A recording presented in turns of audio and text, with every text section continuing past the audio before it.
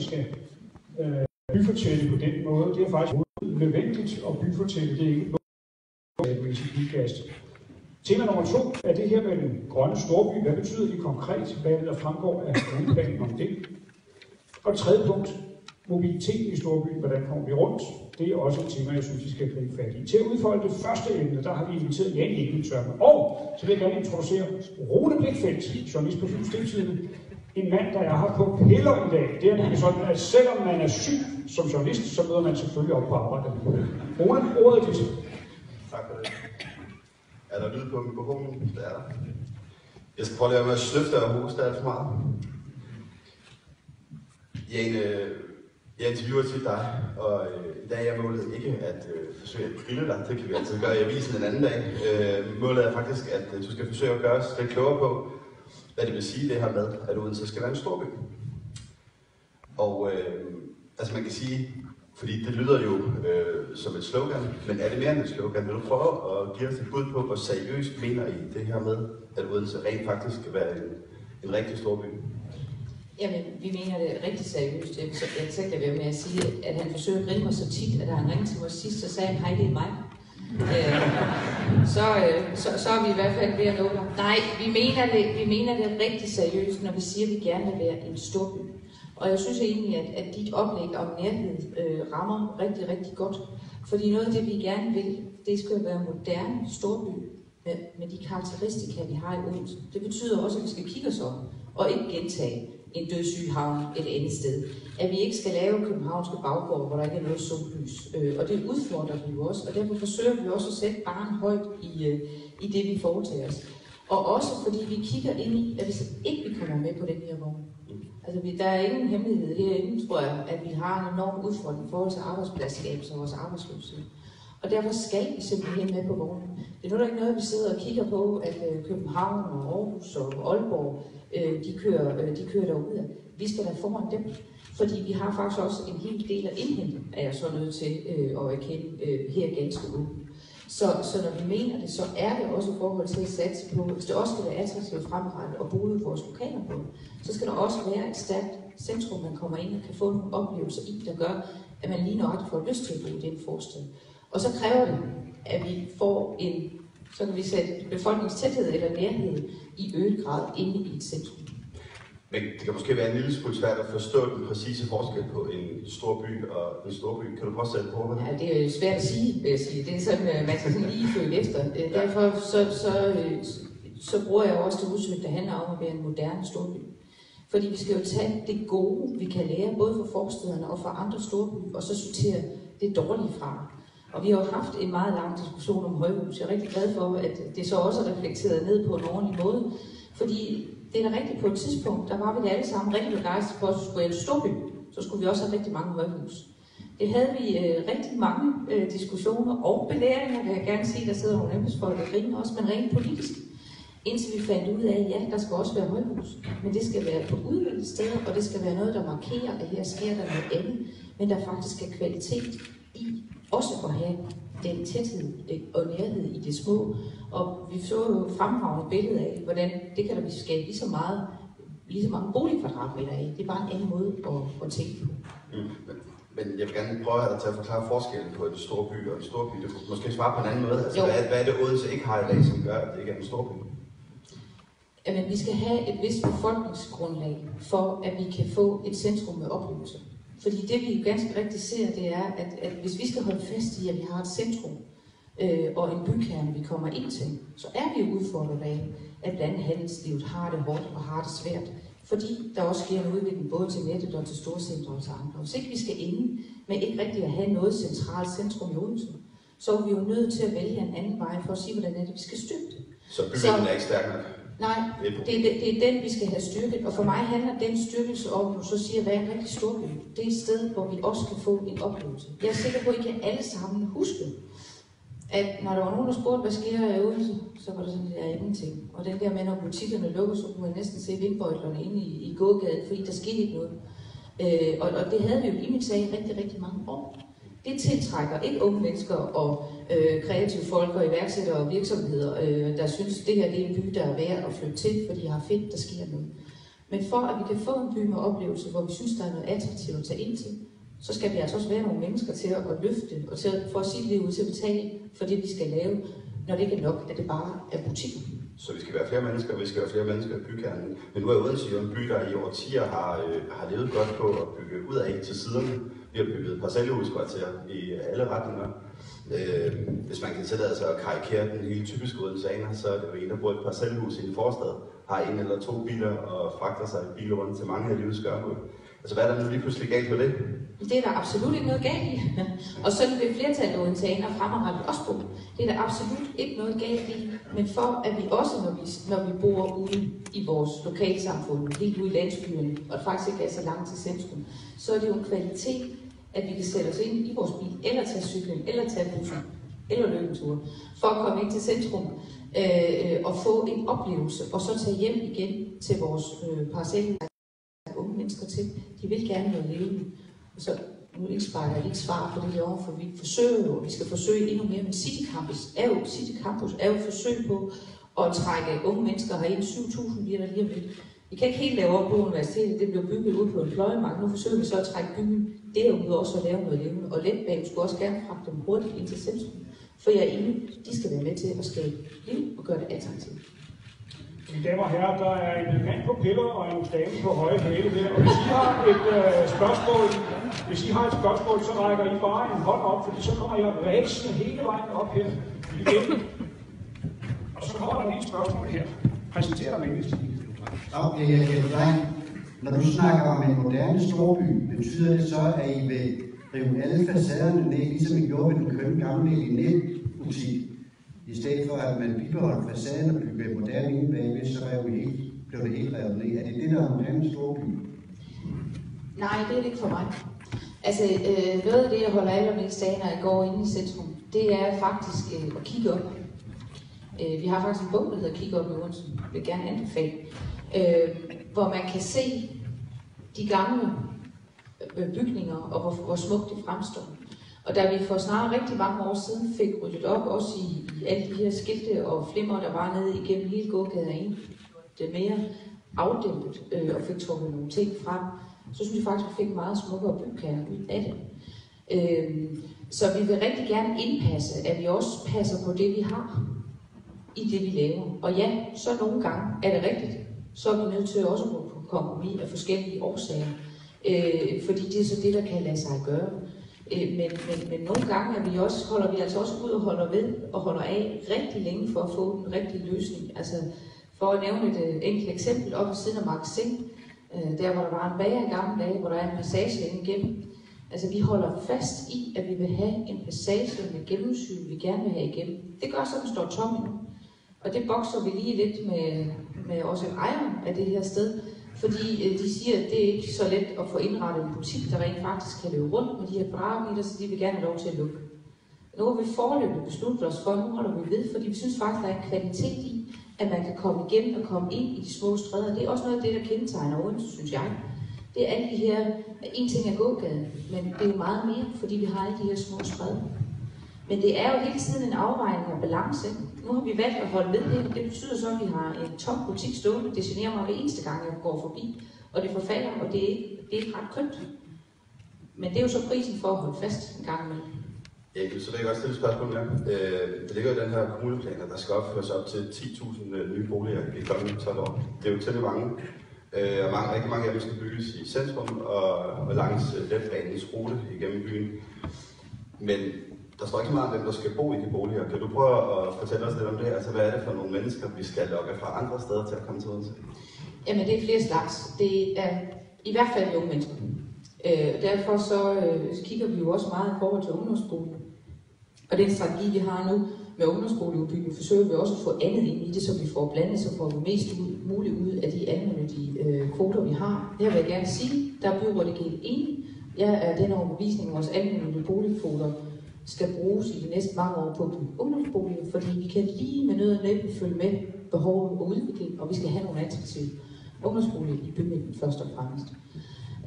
Derudover så skal vi også lave nogle alternative, attraktive boliger til børnefamilier. Altså i havneomdannelsesplanen for eksempel har vi jo arbejdet lidt med de her byhuse, der handler om, at nok bor du inde i centrum, men du har det, mange synes er attraktivt, en lille forhave, hvor lige kuglegrillen og 4 stole og en lille sandkasse kan være ude, så man stadigvæk har sit private grønne område, og alligevel er tæt på oplevelser. Og så er jeg helt sikker på, at der også er en del seniorer, der synes, at det er rigtig attraktivt at komme ind til centrum. Jeg kan se, når jeg går op igennem bymidten til middag, så har vores restaurationer fået et helt nyt marked, de havde, hvis jeg bare tænker 5, 6, 7, 10 år tilbage. Jeg tror ikke, vi skal længere end 5 år tilbage. Nu er den fyldt af, talte du om unge mennesker, jeg er nødt til at sige, der er byen fuld af seniorer, der hygger sig. Vi ser om sommeren udenfor med et glas vin. Det er rigtig dejligt at se. Det havde vi altså ikke for ret mange år tilbage inde i vores centrum. Men det kræver først og fremmest, at der er nogle investorer, der kommer og bygge det. Og så tror jeg altså også, at teammodellen mellem Odense og København kommer til at betyde noget. For når jeg kigger på, hvad boligpriserne koster over i København, og hvor langt man skal bevæge sig uden for København for at få en bolig, man har råd til, og hvilken kvalitet den så er, og hvor meget tid man skal bruge på at transportere frem og tilbage til sit arbejde, så har vi en markedsføringsfremstød af dimensioner i København, til at du kan få en bolig, der er billigere end det år, der faktisk er tættere på i tid på din arbejdsplads. Og så igen det her med ikke at kunne se skoven for bare træer. Vi kan også tilbyde en hver daginstitution rent faktisk med en fysisk legeplads nede i Jordhøjde. Det er altså ikke nødvendigvis hverdagskost op i København. Okay. Og du kommer selv lidt på det her, altså du siger, at der er ved at ske nogle ting i byen allerede måske, som man ikke så for ganske få år tilbage. For eksempel det her, du nævner med et café-liv, at de måske lidt ældre borgere i frokostpausen. Men kan du ikke prøve at sige alligevel, altså man kan sige, vi kan jo alle sammen se, at der er byggekraner i byen, som ikke har været her tidligere. Det startede jo for alvor med Odinsbro, der er åbnet forrige år, så jeg husker, og Byens Bro, der er åbnet sidste år. Og så er Thomas Petriskade jo også blevet lukket. Synes du, at vi siden sommeren 2014 har bevæget Odense i retning af at blive mere storbyagtigt allerede? Eller er det stadig noget, der står foran os? Vi er kommet i gang. Vi har stået stille rigtig længe. Jeg synes faktisk, at Odense Bro er sådan en vartegn og markering på, at nu fik vi lavet noget. Vi har snakket om den bro hen over kanalen i over 80 år. Altså, nu har vi den, og den næste bro, den talte vi dog kun om et par år, så vidt jeg erindrer, inden vi rent faktisk fik den. Altså, vi har også et helt City Campus og EAL, der kommer herovre ved siden af. Jeg tror nok, jeg ikke overdriver, hvis jeg siger, at det var en af Danmarks hurtigste sagsbehandlinger, til vi rent faktisk fik det igennem, til at skulle gennemføre det. Altså, det handler jo også noget med vilje til at sige, jeg har også været med så længe. Jeg kan godt huske alle de planer, der er blevet præsenteret højt og flot og larmende alle mulige fine steder hen, og så er det gået over, så er det kommet ned i en skuffe, og så er den næste plan kommer op og blevet præsenteret. Der er noget, der blev til nu. Altså det synes jeg ligesom vi med Odins Bro fik lukket døren godt og grundigt bagved, sagt, nu gør vi det, fordi det er det her, der er rigtigt. Og der er jo allerede nu kørt over 4 millioner biler frem og tilbage over Odins Bro. Altså så den har da været eftertragtet. Tak for det. Vi tager lige et spørgsmål heroppe. Ja, det er Andreas Nielsen fra Stige. Først en gang, så vil jeg lige sige, at inde på Odense Havn, der kommer der noget kultur til Havnekulturfestival, vores lille færge. Tak for det. Det hilser vi lige hjemme og siger. Det er også et stykke kultur. Nemlig, ja, den er vi meget glade. Som medlem af borgerforeningen, så har jeg et spørgsmål til byudviklingen i Stige. Der har i den gamle lokalplan står der, at det er grundlaget for, at foreninger, institutioner og skoler kan eksistere. Og det er taget ud og udsat til efter 2028. Hvordan kan det være, at man fjerner grundlaget, man udvider detailhandlen på baggrund af de tidligere tal for byudvidelse? Hvorfor ikke lade dem leve og lade udviklingen bestemme, at de 470 boliger skal bygges? Det er jeg sikker på, at byplanen har et rigtig godt svar på, for det var meget konkret. Jeg er sikker på, at det er baseret på nogle tal og nogle afvejninger af en udvikling her. Den er tæt. Den er tæt. Det er rigtigt, at i den her kommuneplan, der er der nogle udpegede boligområder, som er blevet lagt det, der hedder et perspektivområde. Det vil sige efter kommuneplanens sluttidspunkt i 28. Det skyldes, at der allerede i dag i Odense Kommune er lokalplanlagt rigtig mange områder til boliger. Og for at vi ligesom kan prioritere de 10.000 boliger, så er der flere boliger end de 10.000, som der allerede er planlagt for. Så derfor har vi sagt, at de boliger, der skal bygges inde i bymidten, den udvidede bymidte og langs letbanen, de har ligesom en slags første prioritet i den rækkefølge, man kan sige det sådan. Og så er der nogle områder, hvor vi så har sagt, de kommer efterpå. Men jeg vil sige omkring Stige, der er der jo et større parcelhusområde langs Haugevej, tror jeg det er. Privat udstykning med rigtig mange boliger. Der er lige udlagt et nyt centerområde, der er kommet en Rema. Kommer måske en ny butik også helt henne ved Ottervej og Slættensvej og Allerumvej. Så Stige er i hvert fald, der er rigtig mange udviklingsmuligheder lige nu i Stige fortsat. Tak for det. Ja, det kan du ikke prøve at svare på, hvorfor er det på et generelt plan mere ønskværdigt at være en storby, end at være en storby? Du bor selv i Forstad. Du bor faktisk i en landsby. Jeg bor faktisk i en landsby, ja. Hvor mange sekunder har jeg til at svare på det? Jamen, først og fremmest, helt grundlæggende, så handler det om den konkurrence, vi er inde i, til hvem er det, der skal vinde det her kapløb.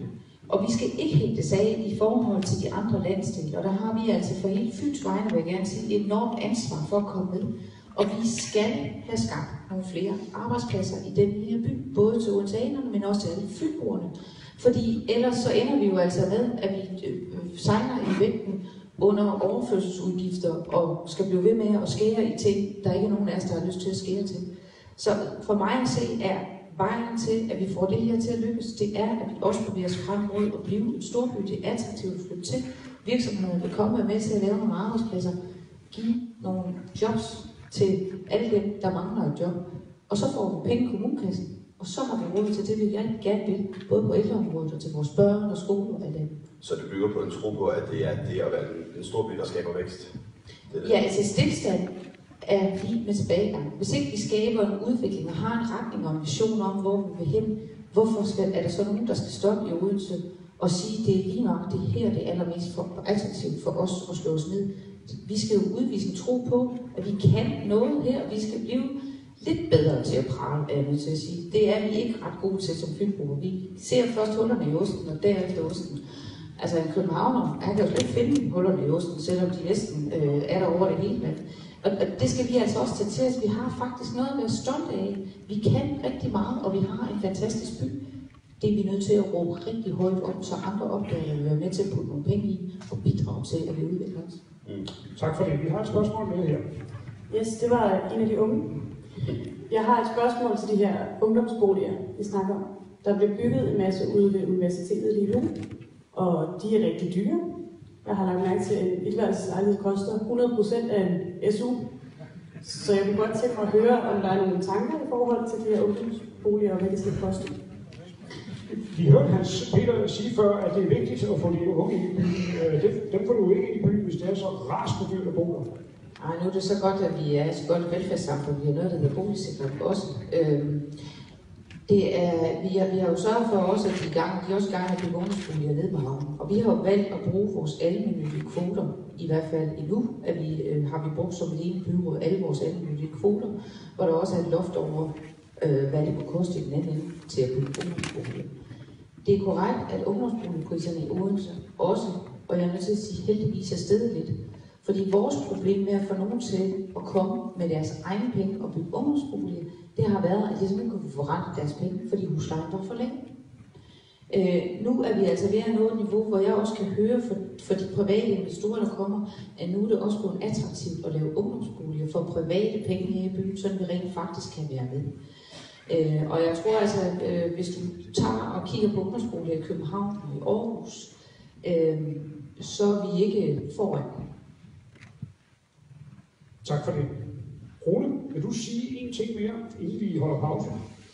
Ja, jeg vil godt spørge dig til, fordi man kan sige, at den her plan strækker sig frem de næste 12 år. Vil vi til den tid være der, hvor du vil sige, at Odense er blevet storby? Nu hører jeg til en af dem, at den dag jeg siger, at nu har vi opnået alt det, vi vil opnå, så er der nogen, der skal skynde sig at prikke mig på skulderen og sige, ja, nu skal du lave noget andet med at være politiker. Fordi vi er jo nødt til hele tiden at stræbe lidt længere, der vi er nødt til at sætte nogle nye mål igen, fordi vi er nødt til at være i en bevægelse for at skabe det samfund, vi gerne vil have i fremtiden. Og det, der var behovet i går, er ikke nødvendigvis behovet i morgen. Og der når vi forhåbentlig aldrig til. Så du kan aldrig stå ud? Jo, så kan vi, når vi når på. Der vil jo hele tiden være noget, hvor vi kan gøre vores by bedre. Det håber jeg, at vi alle sammen kan blive enige om, og den stræben skal vi aldrig stoppe. Vi når der forhåbentlig aldrig op til, at vi siger, nu er der intet, der kan blive bedre. Så vil jeg i hvert fald gerne have, at I siger til mig, at jeg skal gå på pension. Men jeg mener sådan set, at spørgsmålet er alvorligt, fordi man kan sige, at I opsætter jo en målsætning her, som er at blive en storby. Så må man vel også konkret kunne sige på et eller andet tidspunkt, at så er vi nået dertil, ellers er det jo bare tomme ord. Jeg vil ikke sætte noget konkret mål på, hvor mange skal vi være. Og det er jo, vi er jo i gang også at definere, hvad er en moderne storby så, fordi det vil også ændre sig. Jeg håber da så sandelig, at vi inden vi når de 12 år er blevet en storby. Men ved I hvad? Det kommer også an på, om vi selv tror på det, og hvordan vi talsætter det. Fordi vi er en storby, når de over i København siger, at vi er en storby. Når de kommer ude fra jyske vestkyst og siger, at nu tager vi til storbyen Odense. Når vi selv kigger på hinanden og siger, nu føler vi faktisk, at vi er en del af en storby. Det her er